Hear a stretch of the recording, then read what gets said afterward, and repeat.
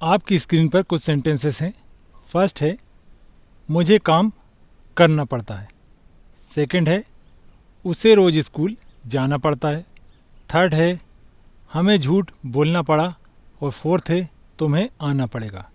तो क्या आप जानते हैं इस प्रकार के वाक्यों को अंग्रेजी में कैसे ट्रांसलेट किया जाता है? चलिए देखते हैं। हम पहले उन वाक्यों की बात करते हैं जिनके अंत में पढ़ता है, पढ़ती है, पढ़ते हैं इस प्रकार के शब्द आते हैं। तो इस प्रकार के वाक्यों को इंग्लिश में ट्रांसलेट करने के लिए हम हैज़ टू या हैव टू का प्रयोग करते हैं। सबसे पहले इसका स्ट्रक्चर देखते हैं।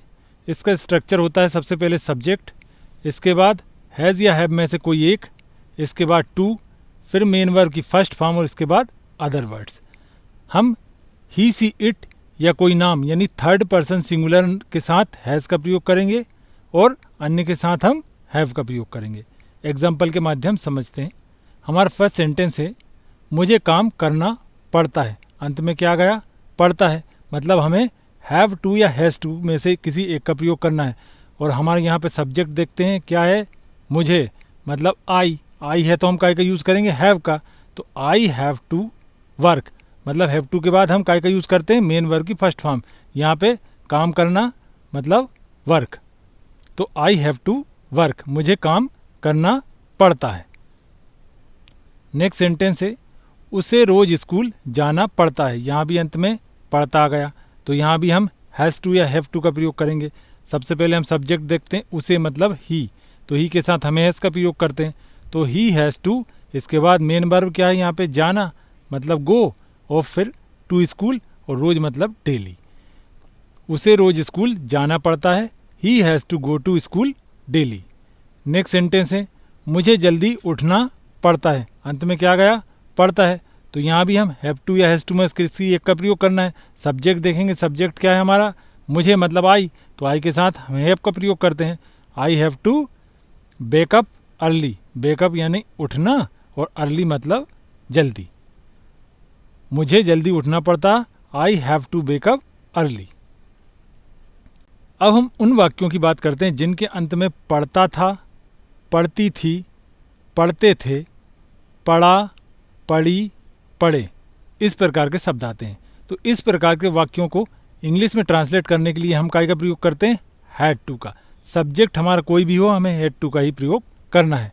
इसका स्ट्रक्चर देखते हैं। तो सबसे पहले सब्जेक्ट, इसके बाद हैड टू, इसके बाद मेन वर्ब की फर्स्ट फॉर्म और इसके बाद अदर वर्ड्स। एग्जाम्पल के माध्यम समझते हैं। हमारा फर्स्ट सेंटेंस है हमें झूठ बोलना पड़ा। अंत में क्या गया? पड़ा। तो यहाँ पे हमें काय का यूज़ करना है? हैड टू का। तो हमारा सब्जेक्ट क्या है? हमें मतलब वी, इसके बाद हैड टू, फिर टेल मतलब बोलना और अलाई मतलब झूठ। हमें झूठ बोलना पड़ा, we had to tell a lie. Next sentence है उसे सब कुछ करना पड़ा। अंत में क्या गया? पड़ा। तो यहाँ भी हमें हैड टू का प्रयोग करना है। उसे मतलब ही, फिर हैड टू, फिर डू मतलब करना और एवरीथिंग मतलब सब कुछ। He had to do everything, उसे सब कुछ करना पड़ा। नेक्स्ट सेंटेंस है मुझे उसके साथ जाना पड़ता था। पड़ता था, तो यहाँ भी हमें हैड टू का प्रयोग करना। सबसे पहले मुझे मतलब आई, फिर हैड टू, फिर गो मतलब जाना और विथ हिम मतलब उसके साथ। मुझे उसके साथ जाना पड़ता था, I had to go with him. अब हम उन हिंदी वाक्यों की बात करते हैं जिनके अंत में क्या आएगा? पढ़ेगा, पढ़ेगी, पढ़ेंगे। तो इस प्रकार के वाक्यों को इंग्लिश में ट्रांसलेट करने के लिए हम विल हैव टू या सेल हैव टू का प्रयोग करते हैं। इसके बाद मेन वर्ब की फर्स्ट फॉर्म का प्रयोग करते हैं। इसका स्ट्रक्चर देखते हैं। सबसे पहले सब्जेक्ट, फिर विल या सेल में से कोई एक, इसके बाद हैव टू, फिर मेन वर्ब की फर्स्ट फॉर्म और इसके बाद अदर वर्ड्स। आई और वी के साथ हम सेल का प्रयोग करेंगे, अन्य के साथ विल का। एग्जाम्पल के माध्यम समझते हैं। हमारा फर्स्ट सेंटेंस है तुम्हें आना पड़ेगा। तो अंत में क्या गया? पड़ेगा। यानी हमें विल या सेल में से किसी एक का प्रयोग करना है और बाद में हैव टू का प्रयोग करना है। तो देखते हैं हम हमारा सब्जेक्ट क्या है? तुम्हें मतलब यू, तो यू के साथ हम विल का प्रयोग करेंगे। यू विल हैव टू, और आना मतलब कम, तो you will have to come, तुम्हें आना पड़ेगा। नेक्स्ट सेंटेंस है हमें उसका इंतज़ार करना पड़ेगा। अंत में आ गया पड़ेगा। तो सबसे पहले हम सब्जेक्ट लिखते हैं वी के साथ हम सेल का प्रयोग करेंगे, फिर हैव टू, फिर मेन वर्ब क्या है? इंतजार करना मतलब वेट, और फॉर हिम मतलब उसका। We shall have to wait for him, हमें उसका इंतजार करना पड़ेगा। नेक्स्ट सेंटेंस है उसे झूठ बोलना पड़ेगा। तो यहाँ भी पड़ेगा आ गया। तो यहाँ सबसे पहले हम देखते हैं सब्जेक्ट क्या है, ही के साथ हम विल का यूज़ करेंगे, ही विल, फिर हैव टू, फिर बोलना मतलब टेल और ए लाई मतलब झूठ। तो उसे झूठ बोलना पड़ेगा, he will have to tell a lie. अब जिन वाक्यों के अंत में ना है, नी है, ने है, इस प्रकार के शब्द आ जाएंगे तो वहाँ हमें काय का यूज़ करना है, हैज़ टू या हैव टू में से कोई एक का प्रयोग करना है। यहाँ आ जाएगा ना था, नी थी, ने थे, तो वहाँ हमें काय का यूज़ करना है, हैड टू का।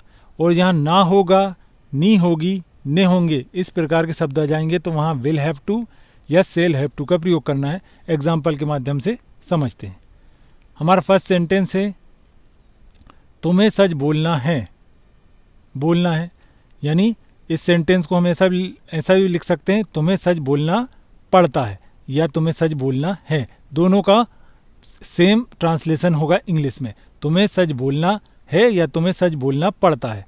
तो क्या हो जाएगा हमारा, सबसे पहले सब्जेक्ट यू, इसके बाद हैव टू, फिर मेन वर्ब बोलना मतलब स्पीक और द ट्रूथ। नेक्स्ट सेंटेंस है तुम्हें सच बोलना था। अंत में क्या आ गया, ना था आ गया। तो इस प्रकार ना था आया तो हम काय का यूज़ करेंगे यहाँ पे, हैड टू। हैड टू का प्रयोग करके ये सेंटेंस हम इंग्लिश में ट्रांसलेट करेंगे। तो सबसे पहले तुम्हें मतलब यू, इसके बाद हैड टू, इसके बाद स्पीक द ट्रूथ। तुम्हें सच बोलना था, you had to speak the truth. Next sentence है तुम्हें सच बोलना पड़ेगा। बोलना पड़ेगा, तो यहाँ ना पड़ेगा आ गया। तो ये सेंटेंस कैसे बनेगा, यू, फिर यू के साथ विल हैव टू, फिर स्पीक द ट्रूथ। तो इस प्रकार जिन हिंदी वाक्यों में ना है आया तो हम काय का यूज़ करेंगे, हैज़ टू या हैव टू में से कोई एक का। यहाँ ना था आया तो हम काय का यूज़ करेंगे, हैड टू का। और जिन हिंदी वाक्यों के अंत में ना पड़ेगा, ना पड़ेगी, इस प्रकार के शब्द आते हैं तो वहाँ हमें काय का यूज़ करना, विल हैव टू या सेल हैव टू का। तो आज के लिए इतना ही। Thanks for watching.